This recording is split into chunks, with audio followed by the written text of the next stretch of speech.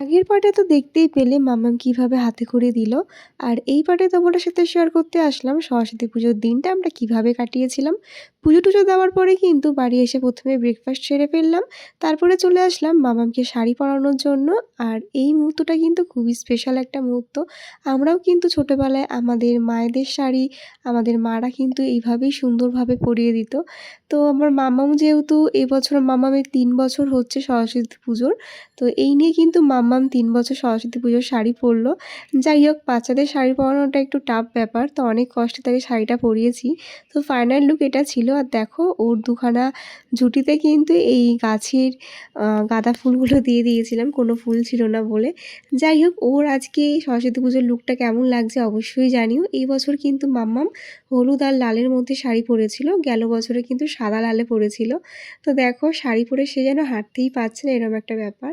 যাই হোক, বর্মশাই যেহেতু সরস্বতী পুজোর দিন ছুটি পায়নি, তাই কিন্তু আমাদেরকে বলল যে একটু সামনে থেকে ঘুরিয়ে আনবে। তাই সেই সুযোগটা কিন্তু হাতছাড়া করতে চাইলাম না। ওদিকে মা রান্না করছিল, তাই কিন্তু আমি তোমাদের দাদাভাই আর মাম্মা মিলে একটু বেরিয়ে পড়লাম বাইরে ঘুরতে যাওয়ার জন্য। তো বাইরে বেরিয়ে দেখি আজকে কিন্তু চারিদিকে সব সরস্বতীরা ঘোরাঘুরি করছে, ছোট থেকে বড় সবাইরাই কিন্তু শাড়ি পরে ঘুরছে। তো দেখতে বেশ সুন্দরই লাগছিল। আর এদিকে দেখো আমার সরস্বতী কিন্তু দেখতে দেখতে যাচ্ছে, সে এখন কোথায় যাচ্ছে সাজুগুজু করে। তো আমরা একটু যাচ্ছিলাম এক জায়গায় ফটোশ্যুট করতে, তো দুজনে মিলে এত সুন্দর করে সেজেছি, তাই তোমার দাদাভাই বললো চলো তোমাদের একটু ফটো তুলে নিয়ে আসি।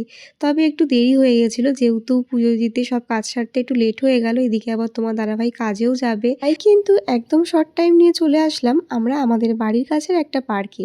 এখানেই কিন্তু আমরা আজকে সরস্বতী পুজোর ফটো আর ভিডিও শ্যুট করব।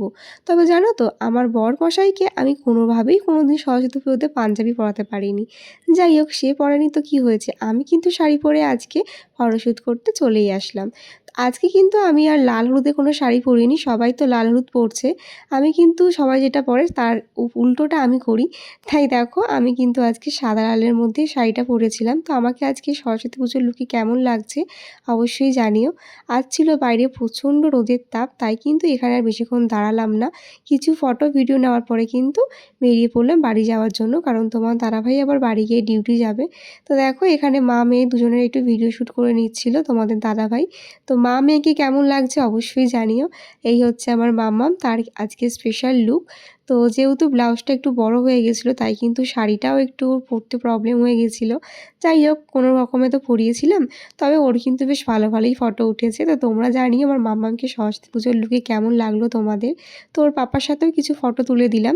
তারপরে কিন্তু আমরা বাড়ি যাওয়ার জন্য রওনা দিয়ে দিলাম, কারণ তোমার দাদাভাই ডিউটি যাওয়ার সময় হয়ে যাচ্ছিল, তাই কিন্তু বাড়ি যাওয়ার জন্য রওনা দিয়ে দিলাম। আর তোমার দাদাভাই যেটুকু টাইমে দিল আমাদের, সেটুকু টাইমে কিন্তু বেশ ভালোই মজা করেছি, ফটো তুললাম, ভিডিও তুললাম। আর তারপরে দেখো বাড়ি যাওয়ার পথে দেখি রাস্তায় তো বেশ অনেকই ভিড় ছিল। ছেলেরা পরেছিল পাঞ্জাবি আর মেয়েরা পরেছিল হচ্ছে শাড়ি।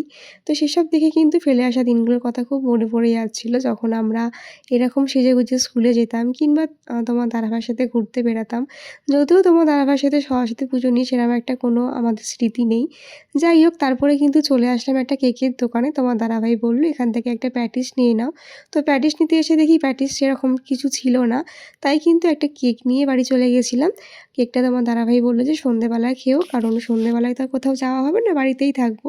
তারপরে বাড়ি এসে দেখি মা আজকে বানিয়েছিল সরস্বতী পুজোর স্পেশাল খিচুড়ি, এদিকে বেগুন ভাজা, ডিম ভাজা, পালং শাক চচ্চড়ি। সেটা খেয়েই কিন্তু আজকে লাঞ্চটা কমপ্লিট করলাম।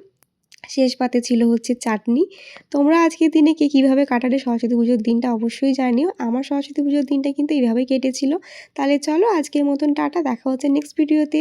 ভিডিওটা ভালো লাগলে কিন্তু লাইক কমেন্ট করতে কেউ ভুলো না। বাই সবাইকে, সবাই খুব ভালো থেকো, সুস্থ থেকো। আর অবশ্যই আমার নেক্সট ভিডিও দেখার জন্য ওয়েট করে থেকো।